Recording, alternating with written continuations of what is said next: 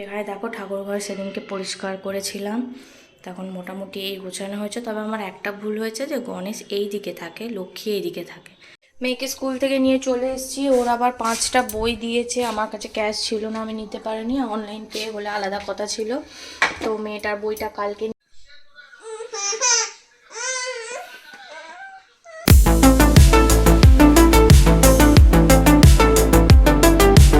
এখানে দেখো ঠাকুরঘর সেদিনকে পরিষ্কার করেছিলাম, তখন মোটামুটি এই গোছানো হয়েছে। তবে আমার একটা ভুল হয়েছে যে গণেশ এই দিকে থাকে, লক্ষ্মী এই দিকে থাকে। তো মা বললো তাতে কিছু হবে না। তো চলো আমি তাহলে পরিষ্কার করে ঠাকুরঘর জল ঢেলে দেবো, দিয়ে তারপর নিচে যাবো আর একটু চা খাবো। মেয়েকে স্কুল থেকে নিয়ে চলে এসেছি, ওর আবার 5টা বই দিয়েছে। আমার কাছে ক্যাশ ছিল না, আমি নিতে পারিনি, অনলাইন পে হলে আলাদা কথা ছিল। তো মেয়েটার বইটা কালকে নিয়ে নেব। তো আজকে হচ্ছে বলেছিলাম পেঁয়াজ কলি আলু চিংড়ি মাছ দিয়ে তরকারি হবে। তো আমি পেঁয়াজ কলি আলু চিংড়ি মাছের তরকারিতে একটা পেঁয়াজ দিই। তো পেঁয়াজ কেটে নিয়েছি এভাবে, এগুলো ধুয়ে নেবো, নিয়ে তারপর আমি রান্নাটা করে ওপরে যাবো, মেয়েটাকে চান করাবো, ভাত খাওয়াবো।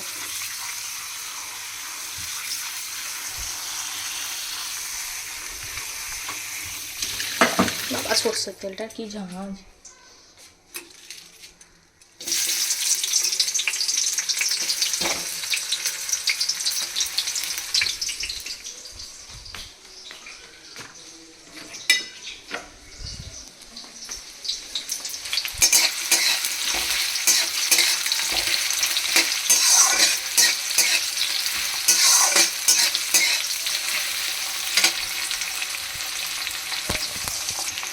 পেঁয়াজটা ভাজার সাথে সাথে আমি বাবা কি এত ঝাঁঝ না, এইগুলোকেও ভাজতে দিয়ে দেবো, কারণ পেঁয়াজগুলি একটু নরম না হলে খুব অসুবিধা।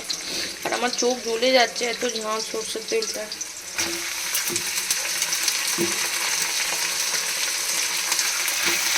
তবে এগুলো ভালো করে ভেজে নিয়ে তারপর চিংড়ি মাছটা দেবো। মেয়েটাকে স্কুলে দিয়ে যখন ফিরি, ওই কিছু দরকার হলে স্টেডিয়ামের ওই বাজারটা থেকে নিয়ে আসি। ও আর একটা হচ্ছে এর সাথে টমেটো দেবো, আগে এটা ভাজা হোক তারপর।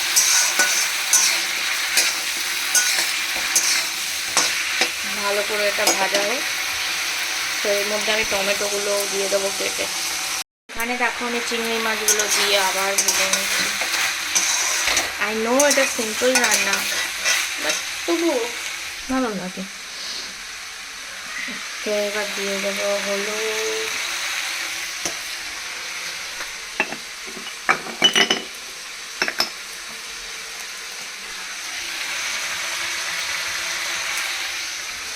ঝালটা একটু কমই দেবো। ব্যাস, কবে থেকে কাশ্মীরি লঙ্কা চলে এমন কিন্তু নয়।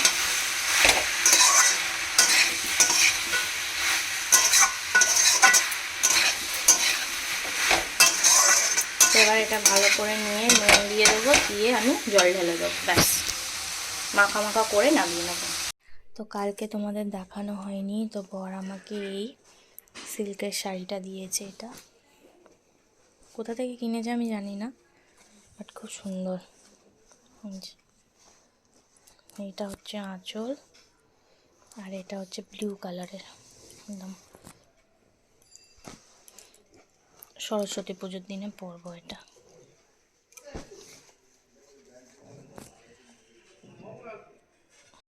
তো এই হচ্ছে ব্যাপার। তো বড় ওই শাড়িটা কালকে দিয়েছে, রাত্রিবেলা দিয়েছে বলে আমি আর দেখাতে পারিনি। হয়তো এখন কটা দিন ছোট ছোট ব্লগ হচ্ছে, কারণ শরীরগুলো ঠিক পারমিট করছে না। আর মেন কথা হচ্ছে কি, সকালবেলা ঘুম থেকে উঠে মেয়েটাকে সেই যে স্কুলে নিয়ে যাওয়া আনা, বাড়ির কাজ, তারপর মিস্ত্রি এই সবে গেছে, তোমার অনেক কিছু কাজের জন্য হয়তো বড় হতে পারছে না। তো যতটুকু আমি সারাদিন যা যা করি ছোট ছোট আমি ভিডিও করি।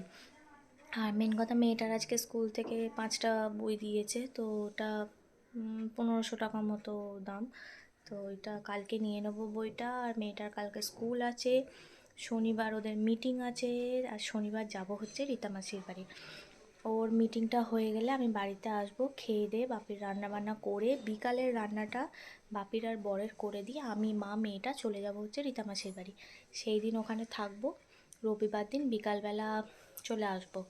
আর বাবা আর বর যাবে রবিবার সকালবেলা, তো তারপর খাওয়া দাওয়া করবো, করে তারপর চলে আসবো।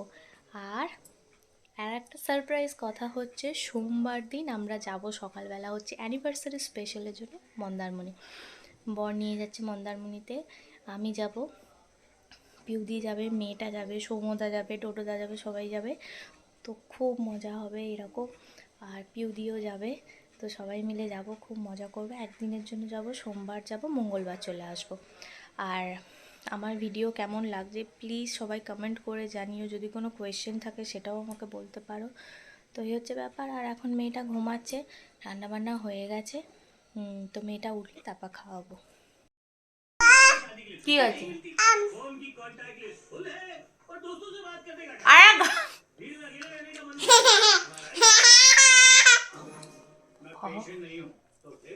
তুমি খাও, আমি খাবো না।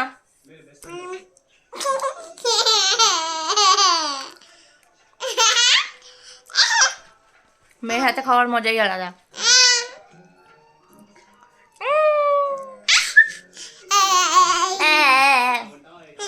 আমি আর খাবো না মা।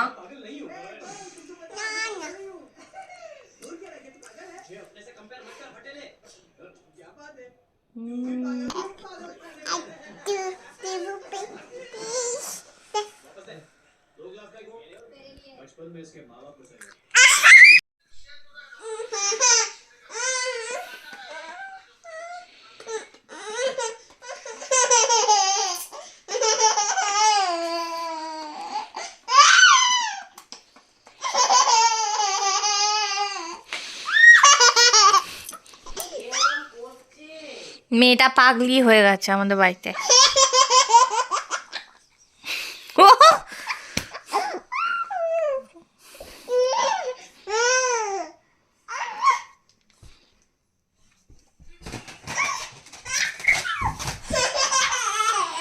পড়ে যাবি ও পাশে। রাত্রিরের আমাদের মেনু হচ্ছে আলুর তরকারি, পরোটা আর এই যে ডিম ভাজা। আর মায়ের হচ্ছে হাঁসের ডিম সেদ্ধ হচ্ছে।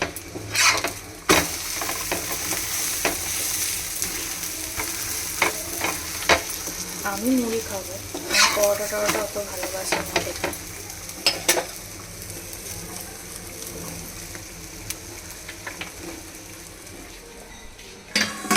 হয়ে গেছে।